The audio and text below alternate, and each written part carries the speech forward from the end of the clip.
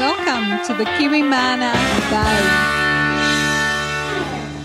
Hi, this is episode 89 of the Kiwi Mana Buzz, and this week we are talking about preventing bee stings, Leonardo DiCaprio, and painting boxes, and also a little thing about water bees. This is episode 89 of our beekeeping podcast. Leonardo DiCaprio, what's he got to do with beekeeping? You'll find out very shortly. Very good. Yes. Well, as the autumnal flush has hit, the weather is just wonderful with some gorgeous days starting with cool temperatures rising up to 28 degrees Celsius, if you please. It's been awesome. Even got some photos of those water bees from Jim, and he's been experiencing his apiary the very high autumnal tides. Absolutely. And this week we'd like to thank Gavin Weber for his support over the last 8 months. So thanks, Gavin, for all your help. And he's from The Greening of Gavin, a podcast about sustainability in the suburbs. So thanks for your support. Well, that's great. And there's a lot of movements going on about sustainability. And, yeah, thanks so much for your support, Gavin. It's awesome. Absolutely. And if you want to support us, check out kiwi.bz/banana. And you can find out how to help support us. So that's kiwimana.co.nz/banana. That's it. I'm Gary. And that's Margaret. Hi. And we are beekeepers from the hills, the Waitaki Ranges in West Auckland, New Zealand. And our podcast is about beekeeping, gardening, and political issues sometimes, where it affects our bees. Yeah, that involve the environment, which can impact on our girls. And we've also been known to go off in tangents about other issues from time to time. That's right. And our show notes for this one are kiwi.bz or bz, depending on where you grew up, /89.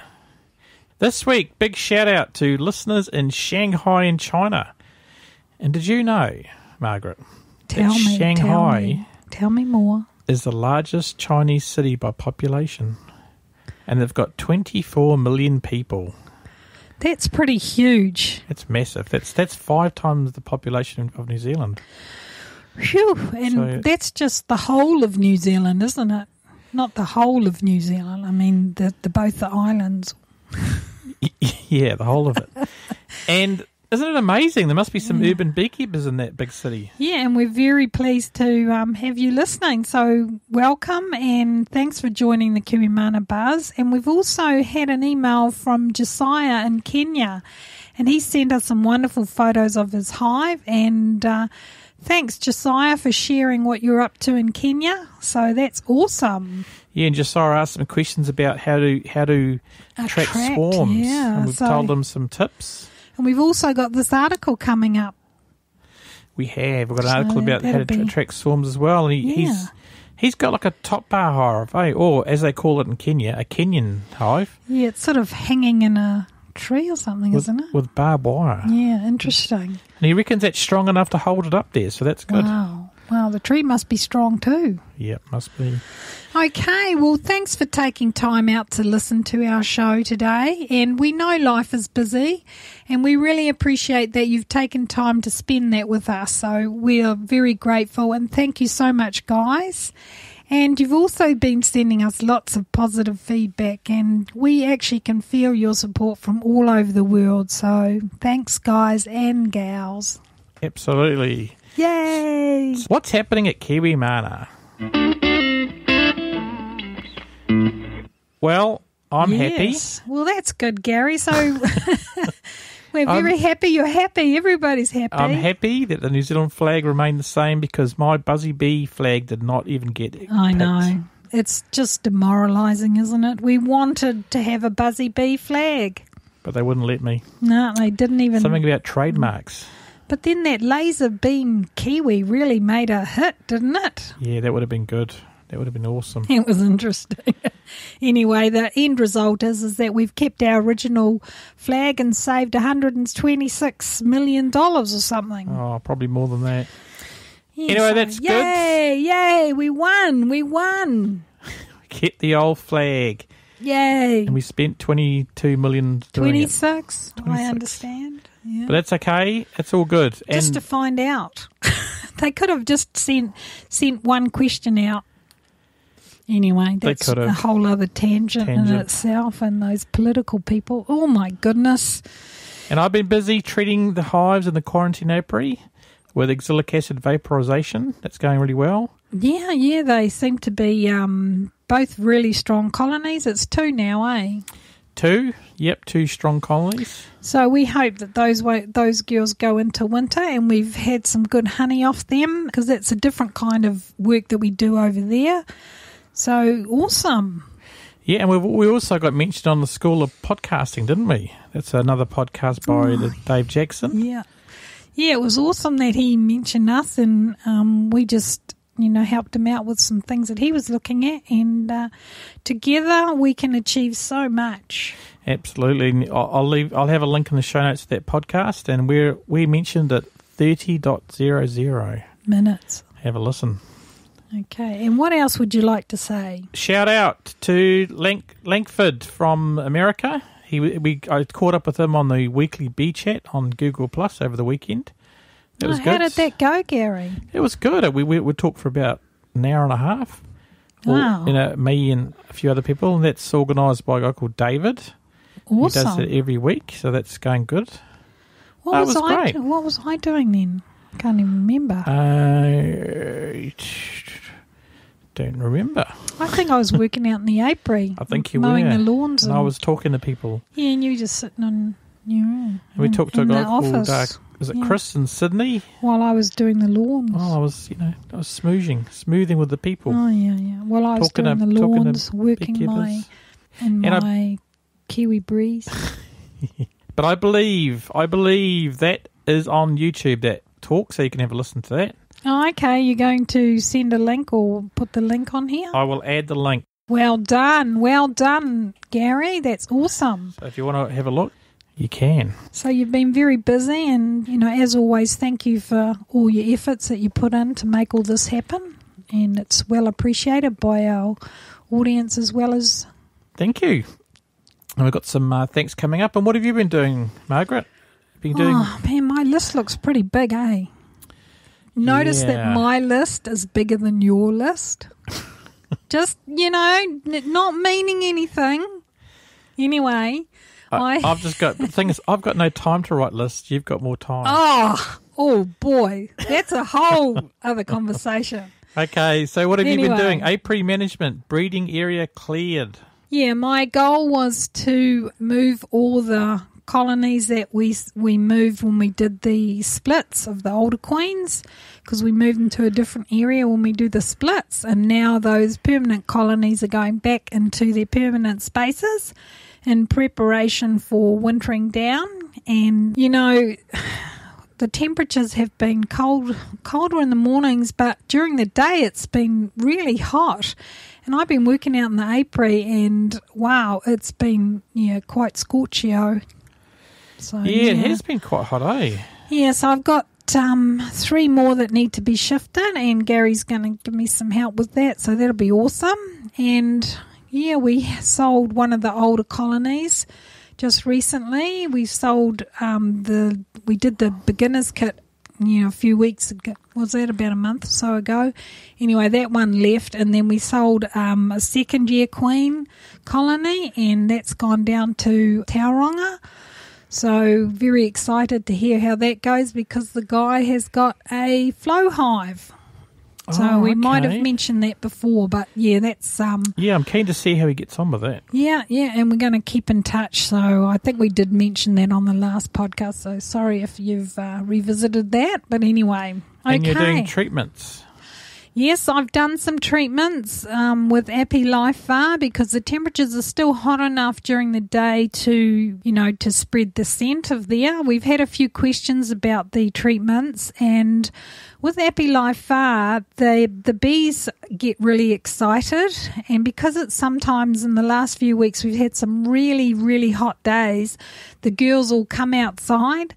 And I've had a few panicked phone calls, about the bees going outside. And it's really just a combination of the scent from the treatment and the hot weather. And one particular question was, why are they staying outside? And after chatting with the customer, they had reduced the box down to one hive box, and what was happening is the population was still really huge. So all the honey was taken off, and it was just, the bees were just too cramped. So the boxes were re-put on back on the hive, and the treatments continued, and problem sorted. Awesome. So we're starting to winter down our colonies, aren't we now, getting ready for winter? Yeah, I've got my orange hive is down to 2 boxes. And then I'm sort of reconsidering that because we have had some really good nectar flow come on. The temperatures have been quite consistent and quite favourable to the nectar flow. And then we'd have like a day of rain. So the girls are really, it's almost like we're also getting a second wave of brood. And there's so much pollen coming in. So I have to be very careful at this stage about how we deal with that here in Auckland, because you don't want to close the colony down so much that they don't have enough honey and that they don't have enough room for the nectar store. If I was you guys, just take that easy, step by step. One of the other colonies I worked on today, they've actually got 3 full-depth boxes. They're starting to, they've got a few frames capped with honey in the 3rd box, and they're drawing comb in the middle, and so we've just manipulated that and put another box on the top because they're a pretty full colony. And, we're just going to see how that goes. So that's a beginner kit that was sold early on, and that's doing really, really well, and lots of nectar coming in. Yeah, we've still got some nectar flow coming on, eh? It's good. And some pollen, a lot of pollen as well coming in, I've been seeing. Yeah. I think it's actually quite incredible. And we've had second flowering of the cabbage trees, and we've got the ones around our house have got, more flowers coming on. So, yeah, it's been an interesting season, that's for sure, and going on quite long. Yeah. And the beekeeping course is finished. I got some good photos of that, and thanks for sharing them. Good feedback. Yeah, because, sometimes when you're busy working with all the students and stuff, you get so wrapped up in the whole thing, I don't have time to take photos. But, yeah, we've enjoyed meeting these new students and new beekeepers. A couple of them want to go ahead. Others are on their own adventures. But, yeah, we just had such a good time, and the apiary visit was always fun. Thanks, guys, and we've already had some really good feedback, so I'm very grateful for that. Yeah, we'll probably set up some more in the next few months. Yes, absolutely. We mentioned a bit about that in the newsletter too, so great. Oh, fantastic. I think one thing I would say is that we're also doing our spring preparations while we do our wintering down. So what we're doing is we're making sure that we've got gear ready and built for the splits, which we're probably looking at the end of August, early spring, in, September. But at the moment, the most priority is making sure that the hives are healthy. So we're checking for varroa and disease as well before we winter down. And, I can see a bit of deformed wing around. So, that is a worry. But Yes. Well, I'll be checking the other hives this weekend too, but apparently it's going to rain a lot of it, so. Oh, well, that's good, because then you can, when it rains, the bees are sort of confined and you can get more of them, can't you? So that's kind of a blessing. Yeah, but I'll get wet, so I don't want to do that. Yeah, you'll get wet, but the bees will be happy. And good news, the fire ban is over. I heard that today, so we're going to have a big bonfire soon. Oh, awesome. And what's the other thing? Oh, yeah, the beekeeper services are on hold now. And I'm just finishing the work that I need to do because I'm going to go away. And so, the most recent request I've had is to go in and check hives that are just starting to prepare for wintering down. So, don't do it too soon if you've still got a lot of nectar flow, guys. But it's awesome. So it's been very busy and I've been having a lot of fun. It's been great. Fantastic. Should we move on to blog recap? Absolutely.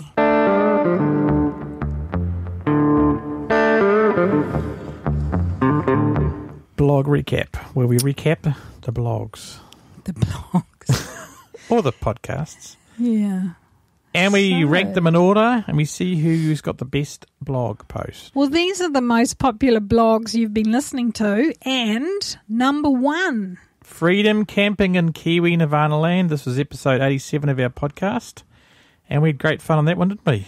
You had a good time, and it sounds like you guys were enjoying it too. Absolutely. So, We've got some great feedback coming up about that. And feedback.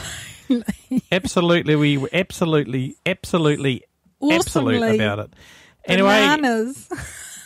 Anyway, you'll hear about that soon. Absolutely. Next time was Following the Human Rights Honey with Mary Canning. This was very popular too.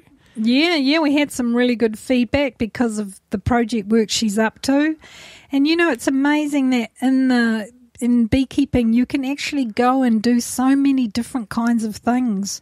And I think that's why I love beekeeping, because it lets us do lots of different things, and I think that what she's doing is just awesome. Third one is the story behind the last beginner's kit. That's the one we moved across Auckland in the middle of the night. So that was interesting. That's really cool, because that's what I did. That's my blog. Oh, thanks guys for having a look at that. Well, you kind of got 1, 2 and 3 because you're on all of them, weren't you? Well, to a certain degree, but I actually did write the blog post for the last beginner's kit, and that was a lot of fun because we weren't really sure how that one was going to go. So thanks for having a look at all those guys, and yeah, awesome. Absolutely. Let's move on to beekeeping news.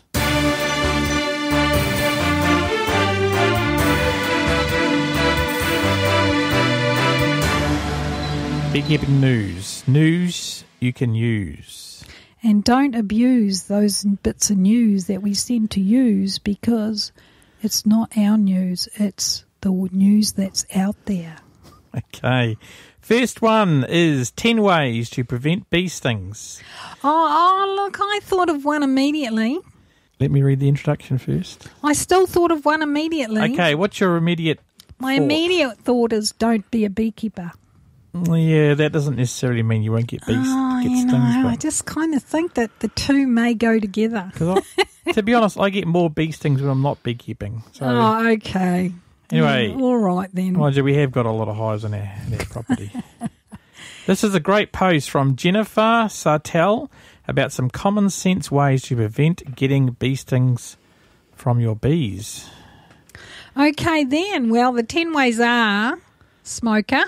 Good idea. Always have a smoker lit. Yep. I don't smoke a lot when I smoke my bees. I don't smoke at all. It's a disgusting habit. It's a filthy habit. I think I smoke more now that I'm doing beekeeping than I ever have in my whole life. Yeah, bee suit, veil and gloves. Another good idea. Oh, absolutely. I think when you have those 3 things, then you feel so much more confident. And I think after that, you can handle anything, really. Yeah, absolutely. I think it's all about being prepared. And the next one, wear light colours. So you wouldn't want to have a dark blue bee suit, would you? No, I think that bees like the dark spaces to crawl into. And just with the bee suit side of things, always remember to do your zips up properly, Gary? Absolutely. Or you get stung in places you don't want to be stung. Indeed. Okay, and the next one is don't stand in the way of the entrance or the front of the entrance. Yeah, because that's the girls' flight path, so anyway. You often see that at bee clubs and they're all crowded around, and then there's a guy standing right in the front and he's got 5 million bees on his back. It's hilarious. And, I think when that happens, it looks pretty awesome, but, you're just interfering with the bees' work, It makes good, funny photos. It does, definitely. And also, you should practice the art of Zen, slow moving. You must be Everything Zen. Yeah, almost like Tai Chi. Move slowly. I've been experimenting that, and that actually works on flies as well. You can actually get really close to a fly. Or even wasps. A wasp that works with wasps as well. Then boof. Yep, absolutely. Because when you move slowly, they can't see you as well. And number 6, fragrances. You should never have a lot of perfume on. Okay. Or bananas. Bananas. Bananas. Why not bananas? Bananas are the smell of the alarm pheromone. So you should never have bananas in around you.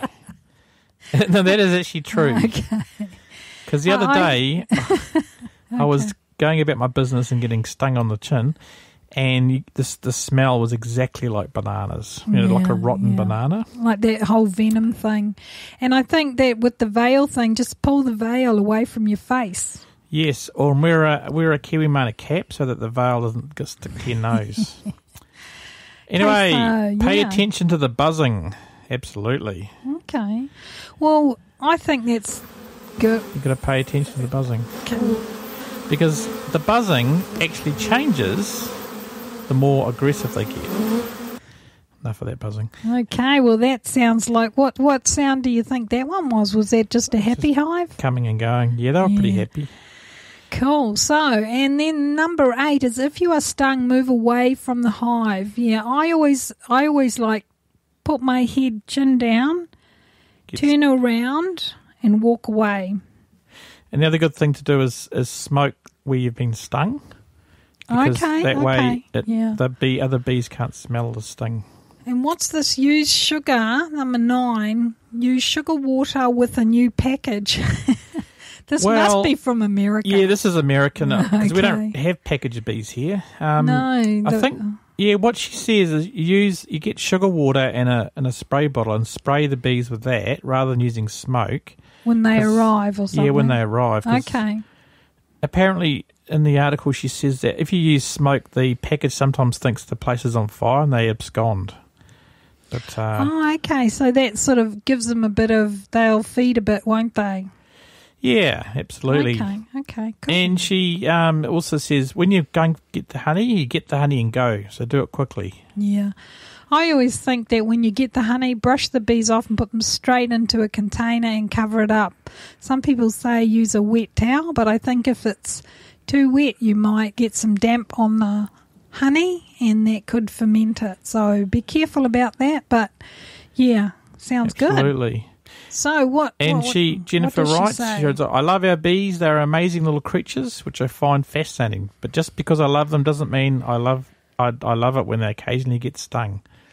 It's true. Yes, so have a look at this article, guys. You'll enjoy it. And that's from the keepingbackyardbees.com blog. Great blog there. Yeah, I think that's wonderful, Jennifer. Well done. Absolutely. And speaking of taking up beekeeping, Leonardo DiCaprio has taken up beekeeping to handle the stress before the Oscars.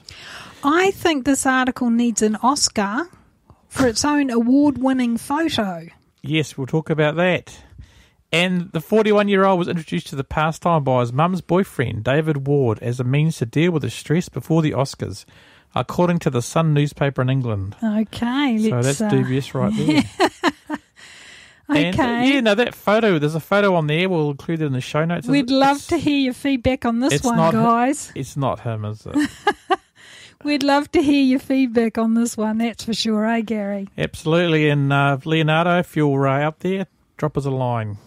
Yeah, love to hear your side of the story. We always ask people to, say their piece. Someone says one side, the other one says the other. So, Leonardo, I'm waiting for you. Okay. I've had some feedback from Matt Brake from England. He said, have you got him lined up for an interview yet, Gary? No, that's not yet, Matt. That's the next step, isn't it? We're still waiting for Morgan to get in touch. Yeah, we won't get Morgan Freeman to agree to interview. That'll be awesome. But we'll leave Leonardo to learn a bit more before we interview him. Yeah, it'd just be interesting to see how he does enjoy it, if this truly is true. Absolutely, and if he enjoys it, he'll enjoy painting boxes. So he'll like this article from Beekeeping Linda called Painting Boxes Efficiently. Another great post from Linda. This is a good idea, yeah. Yeah, I haven't tried this. Yeah, who we interviewed on episode 46. Absolutely. And Linda has a great method using a what? A paint roller. That's right. She puts the boxes upside down and stops the paint collecting in the handles. Yeah, I was thinking about that. It's sort of like if they're neatly stacked, then the roller probably wouldn't be as bad as the brush to get it in between.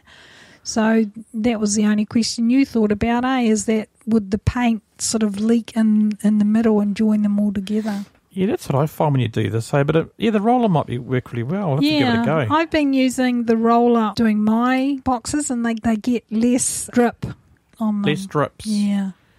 So anyway, her articles are very short and sweet, but very concise. So I think it'll help out, guys. You could almost say the article is very efficient. And efficiency is very key to getting things done, especially as we're starting to wind down and plan our work for spring. Absolutely. And Linda writes, okay, we all say that winter is a great time to paint boxes and read bee books. Somehow I always manage to get all the way to spring without accomplishing this. I find that too. Yeah, this is awesome. It's just typical, isn't it? Typical sort of Linda, like, she's comedy gold. She's on to it, that's for sure. Because the thing is, you tend to work so hard over summer, and then when it gets to winter, you just go, like a big shut down. Yeah, exactly. I felt a bit that way, but the girls are demanding more attention this last couple of months because of this ongoing temperature. So yeah, absolutely. We're coming into winter now, so I better read all those books. I bought Tom Seeley's book. I want to read that. Yeah, we've still got 2 months of autumn to go, Dale. Yeah, I know, but I like to read. I know. I do know that. And next, moving on, gold in them thar hills. This should read trouble in them there hills, with beekeeping companies having trouble retaining staff, and also big companies are buying land from hard to farm to utilise the Manuka bloom. And the quote in the article says, big honey businesses are buying up marginal rural land in the Wanganui region. Rural real estate specialist Nuck Buckolt says. Nuck Buckolt says, yeah.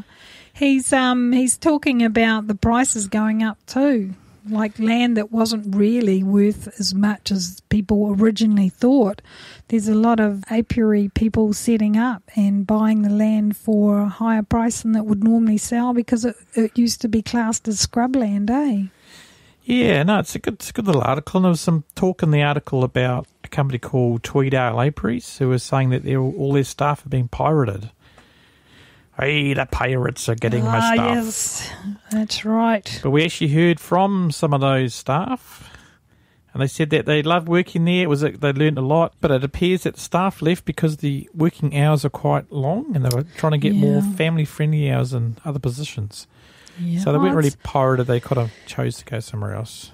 Yeah, well, everyone's going to have a view, and we're just saying that this is the feedback that got from a few people, so that's interesting. But yeah, it's a good article, guys, and it also refers to some of the incidents where there's been theft in hives around the area as well. So it's quite interesting the way that beekeeping in New Zealand is going, and it seems to be becoming quite cutthroat.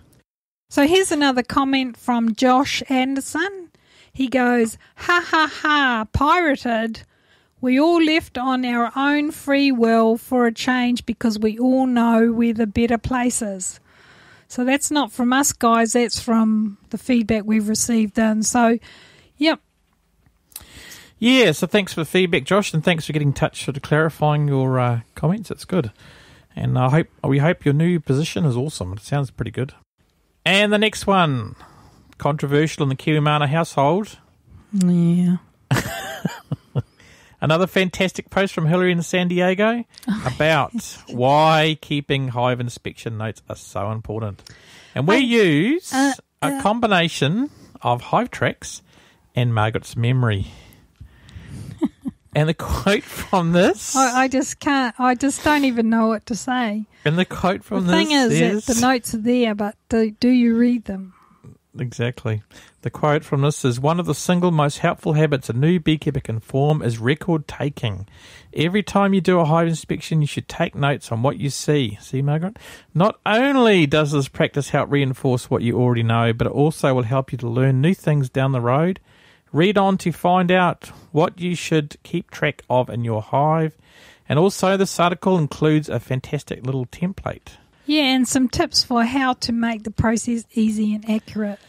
And yeah, as you were saying, Gary, when you were targeting your apiary manager, yeah, I know exactly what's going on in my hive. Thank you very much. Oh, that's awesome. And yes. But one of the advantages of keeping hive notes is that if one of the people goes away for a few weeks, you can see what's gone on in the past. Yeah, I think that's really true. And when I do my beginner courses, I talk to the beginners about taking notes and using them as your record keeping. And also I recommend assessment inspections where you just go through and see what's actually going on. And I've got a template that you can use for each frame.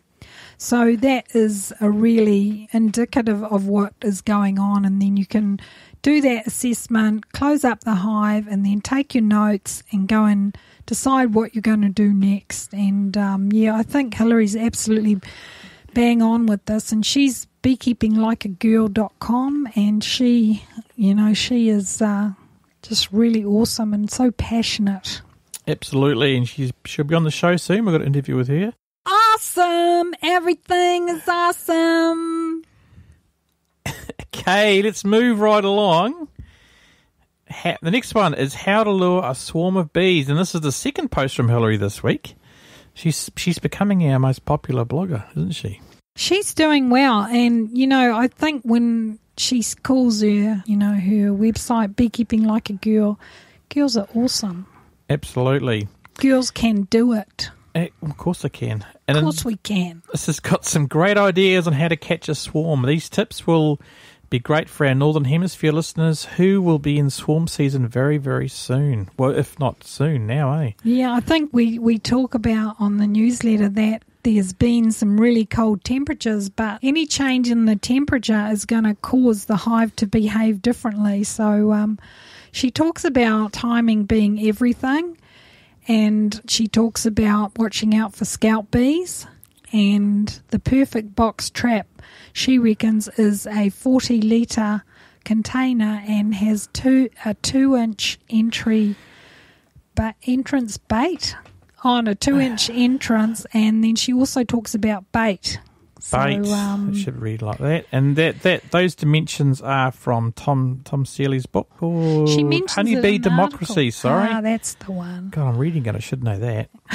And bait. Bait is important. Okay, and so... Don't use tuna. You'll just attract wasps. That's it. So what we use, I've used in the past, you get 3 drops of lemongrass oil on a tissue, or you can use a commercial product called Swarm Commander, which works quite well too, eh? Is that a Kiwi product? No, that's an American product. Okay, guys, so a couple of ideas. And she says that every spring, bee swarms land in my yard. In fact, this week, not 1, but 3 swarms descended upon me within a period of just 5 days. You may be feeling somewhat jealous of my good luck at this point. So why am I so popular, and what are the best ways to lure a swarm to your yard? Absolutely. They just like you, Hillary. That's what that's about. That's what it is. And this is a great article, guys. Have a look at that, and then Josiah and Kenya can have a look at it, and he might find some tricks in there.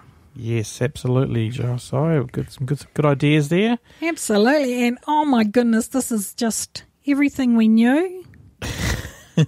This next article, the drink of Viking Warlords. Yeah, everything we knew. Help fight disease. But here it is in black and white, guys. Yes, we've been having fun watching. There's a TV show called Vikings on Netflix, and not for the faint-hearted, we had to share the story. No, definitely not a children's show. A lot of violence. Yeah, but I didn't see many beehives, I must admit. It's not that authentic, is it? It was pretty cold there, wasn't it? So they probably wintered them down. They usually stay home in winter and then go on their travels when the weather gets warmer. Yes, indeed. So the women are left behind to manage the hives because, girls can do everything. Well, that's it. And this here, the mead is the answer to drug-resistant infections. Tobias Olafsson, A microbiologist at Lund University in Sweden believes this could be the case. And that's probably why you could connect the two, because the Vikings talk about Sweden. Yes. Okay, so Scandinavia and all that. Because isn't the Viking's ex-wife living in Sweden on the TV show? This is Anyway, guys. It's not about the TV show. No. This is about mead. That's right. And it says the post-antibiotic future sounds terrifying, but here's one upside you didn't imagine. Well, I did. Thank you very much. I already did. Swilling Viking crunk juice to stay alive. New research suggests that mead, the vitality drink of gods and berserkers alike, was a potent medicine in ancient times, and with science we can make it even better. Wow, that's from gizmodo.com. Awesome. And you know, the other thing is that, you know, if you've got infections or anything, honey or mead or anything like that, they're all very healing things, aren't they? Yes, and apparently mead is a aphrodisiac, apparently, and that's why it's called honeymoon, isn't it? Oh, now I know why one of our listeners wants to go into making mead. I get it now. Yes. Well, it was thought that if you give the male mead every night for the first 30 days after being married, he produces male heirs. Yeah, so that's great. Yeah, you always want a first one to be a boy, I guess. Well, in those days you did, didn't you? Yeah, I guess so. You got to make them into Viking warriors or something. Yeah. Anyway, we've got some feedback from you guys. We love getting feedback. Oh, yes, and this is from Daniel and Sarah Martin. Yep, I'm a Viking Warlords, and I make my oaty breakfast with this. So you can add it to your oats and porridge, guys, and you'll be feeling fine for the rest of the day. Yes, Daniel, I can imagine you doing this in the cold middle of the North Island. Yes, indeed. All right. Let's move on to... Yeah, what's next, Gary? Questions from you. Okay, and there goes Snow guarding the perimeter. Guarding the perimeter. Probably Garfield the cat's outside. Yeah. Okay, questions from you. Okay, first question is from Graham. He's asking, what is the best DVD on honeybees? Maybe something that how do you operate or anything else about bees.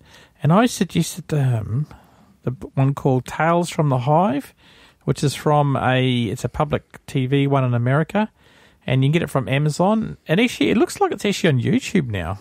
Okay, well, that is a good one. It's got some really awesome close-up photography work, and, you know, it shows the bees really busy in the hive. There's a few things in there that we would question in terms of accuracy, but from what we can see, this is an awesome video to have a look at. So it's called Tales from the Hive. And who's the guy who does the David narrative? Ogden Stiers. You know the guy that plays the rich doctor in MASH? He's the narrator. Ah, yes. Sir Winchester Charles III. Charles Winchester III? Yeah, something along that. Yeah. So that's really great. It's got some amazing shots. I don't know how they get them, like especially the ones of the queens mating and stuff. Yeah. It's so like those poor bees, they got enough to carry around, and then they put a camera on their back. But it makes good entertainment, I guess. No, I think that's probably one of the best ones. There's a few other ones, but they're all more about what's happening to the bees rather than what's happening in the hives. Yeah, I think that one's quite a nice one in terms of the photography, and the kids would love seeing that because they can sort of see the bees really close up without having to go into a hive. So, yeah, I'd recommend that one. I enjoy it too. Yes, we must watch it again. It's a great show. It's only an hour, isn't it? Yeah, well worth a watch. Absolutely. And how much oxalic acid do you use to treat hives? This is from Tim in Christchurch.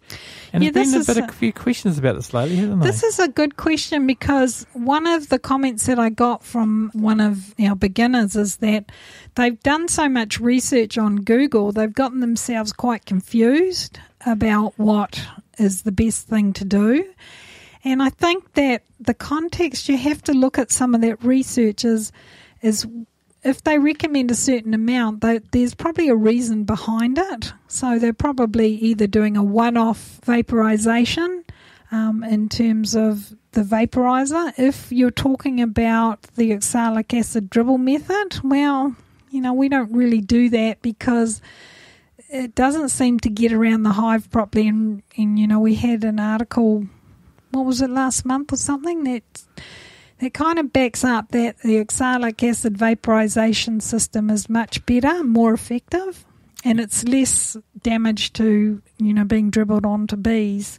Yeah, so what we recommend is using a 1 gram per brood box, and that works out to be about 1 gram per colony. 1 gram per brood box, don't we use? I only use 1 gram per colony. Controversial. Controversial. See, even in our own backyard, there's a bit of contradiction. I use 1 gram per brood box. They'd have to be really full for me to do that. But if there's only a couple of frames up top, I'd probably stick with 1 gram. That's only one hive. I mean, you'd have to have a really solid brood going on in there to recommend that, I think.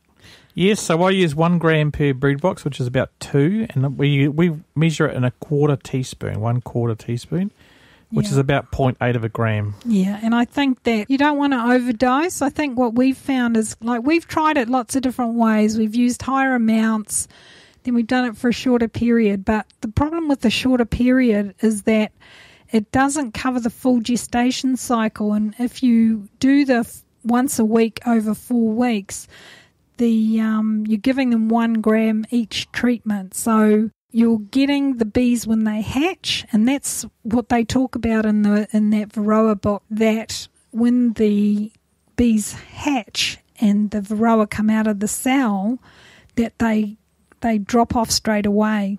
So that's why you have a mesh board as well, so they go drop right out and they can't hold on to the bees. So yeah, and then the nurse bees will be moving the treatment around, and as they clean out the cells for the new eggs, they put a bit of that oxalic vaporous stuff in there. Yes, absolutely. Well, thanks, Tim and Graham, for those questions. That's fantastic. That's great. Thanks, Tim. And it was a really good question because, as we said, there's a lot of information out there. You've got to look at the context. We recommend the 1 gram once a week over 4 weeks. Per brood box. Yep, and let's move on to feedback from you guys. Feedback from you guys is where we get feedback from you guys. and feedback is great. But it can also be making us aware if we've made some oops or mistake or something's gone wrong. We never make mistakes. Well, Gary, sometimes things don't always go to plan. So if you have any feedback that you need to share with us for something that you're concerned about, don't hesitate to get in touch because we're very much in the place where we want to help you as best we can. Absolutely. Yeah. And our address is info@kiwimana.co.nz, or you can use our speak pipe on the right-hand side of our website. You can click on there and talk into your computer, which is exactly what Anne has done this week.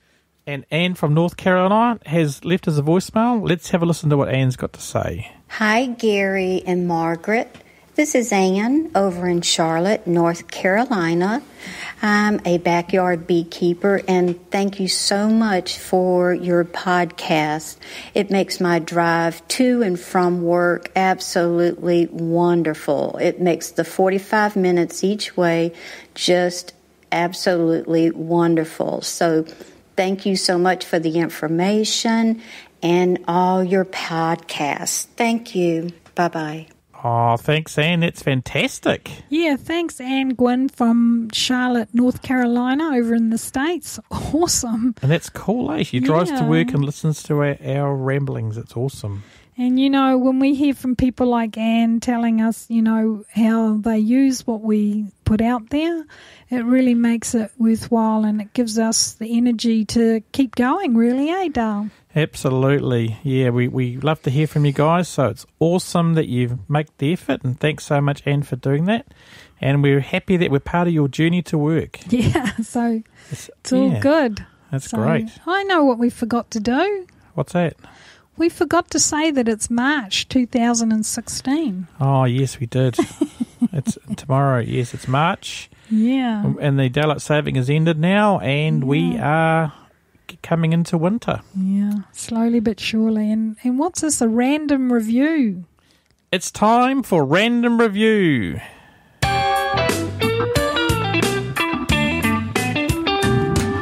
Random Review. This is where we read out a random review from one of our buyers, and we give them a voucher. Oh, okay. This is interesting. This is very interesting. So what happened last time? What happened last time? Well, we had a jackpot. Woohoo! So this is a final jackpot of the time, because we jackpot 3 times. If people don't claim the prize. Wow, how much is that going to be then? It's going to be $90 voucher. Wow. So guys, $90. You can get quite a bit of gear with $90. Yes, you could buy some frames or foundation or hive boxes. One of the books that we've got, the Manuka, The Tale of an Extraordinary Honey. That's right. And we've got 15 reviews last month, so let's randomly do one from random.org. We will get a number. Here we go. The winning number is 009. Number 9. Number 9. Well, number 9, get in touch. And who is number 9? Number 9 is number 9? Is Tim Herald from Tim the Plant People. And he bought some beekeeping gloves, and he says they are terrific. Oh, that's great, Tom. He'll be happy to hear that. We were talking about it today, that he says he's getting all these requests for reviews, and he says he's putting a few in, so that was well worth it then. Wow, that's if he listens to this message and he gets in touch. Yes, indeed. From 2 weeks from this podcast release date. Yes, that'll be awesome. Is over. So get in touch, Tim, if you want your voucher, or it will go to next month. But if it's done 3 times... No, next month is only $30. Next month will be $30. So just know that on the 14th of April, is that when it's going to be the date to collect it? It depends on when this is released. So that'll be on the show notes, which is kiwi.bz/89. Okay, let's move on to feedback from Facebook.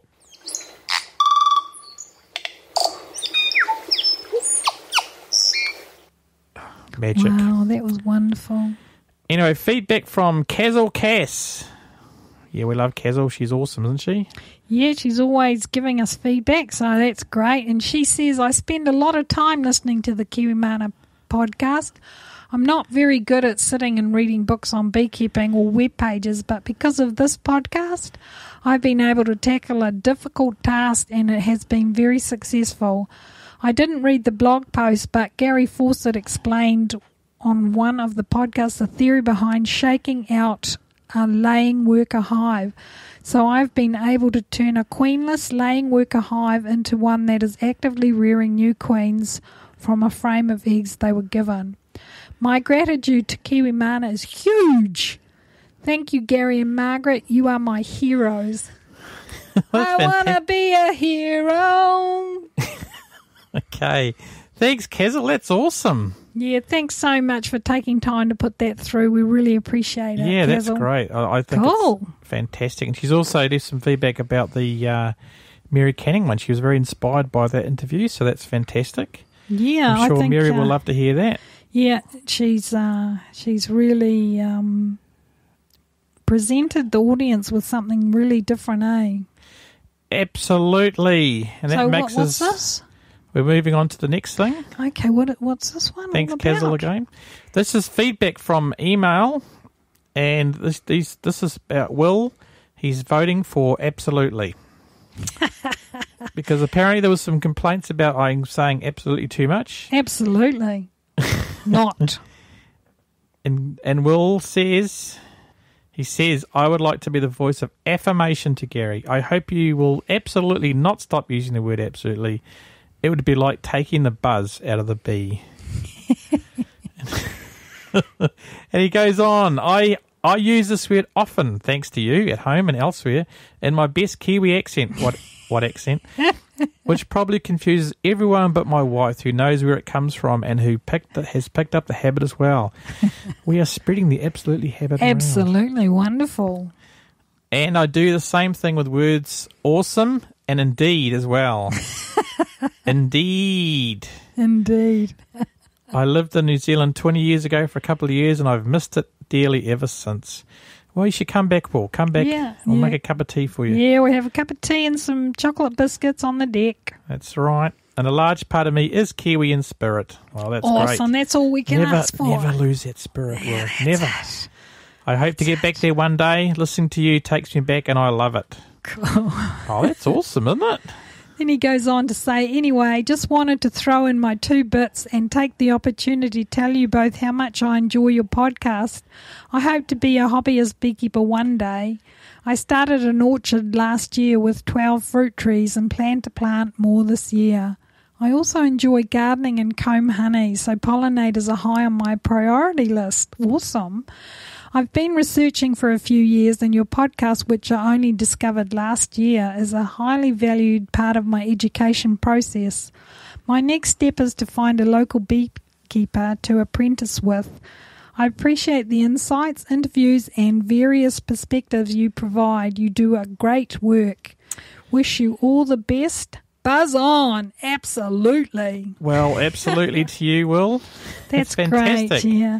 And Will's from Morgan in Utah, USA. US of A, so that's wonderful. Thanks for that. That's absolutely fantastic. Indeed. And Banana! to you guys, that's fantastic. And we got another message from a friend of the show who we've actually had on the deck eating chocolate biscuits. Yes, driving around in his big RV. That's it. Chris Brown, who was talked about in the last episode, from England. He says, just listened to episode 87 while walking the dog. Cool. Found my moment in the day for you guys. Oh, that's awesome, Chris. If you close my eyes and concentrate hard enough, I could almost hear the gentle buzzing of the bees and the beautiful call of the tui and bellbird. Lovely. Thanks, guys. Audio Nirvana. And he also says, and you don't say absolutely enough, Gary, so please don't stop saying it. Well, that's the affirmation I need. Yeah. Well, thanks, Chris, and send our regards to Laura, and we hope all's going well in the old Debenhams as well. Absolutely. So, yeah, that makes life more, what is it, makes life better? Or something along that line. So, yeah, great to hear that you've got that time now. Yeah, that's fantastic, Chris. Thanks for that. Cheers. And this month, if you can do one thing, please tell a friend about us. You can tell some beekeeping friends or any friends. Any friends, you know, they might just love us because they just love us. But, yeah, we love to share, and so we ask you if you could share us with your friends. Yeah, absolutely. You just sit back now and think, who would love to listen to this show? That's right. And then give them a call. Send them an email. Tell them about us. Burn a CD. Stick it in their CD player. The dog is barking in the background. There goes Snow again, guarding the perimeter. Anyway, we appreciate you guys listening this month. It's been fantastic. And we are closing. And how are you going, Margaret? You got anything else to say before we leave? Thanks, guys. And Gary's going to be holding the fort while I'm away. So, and he doesn't want to get lonely. So keep that phone ringing and get those orders coming in. And, chocolate biscuits and a visit on the deck. I think that's the order of the day. Absolutely. Cheers, guys. Okay, we'll see you guys later and we'll talk to you next month. See ya.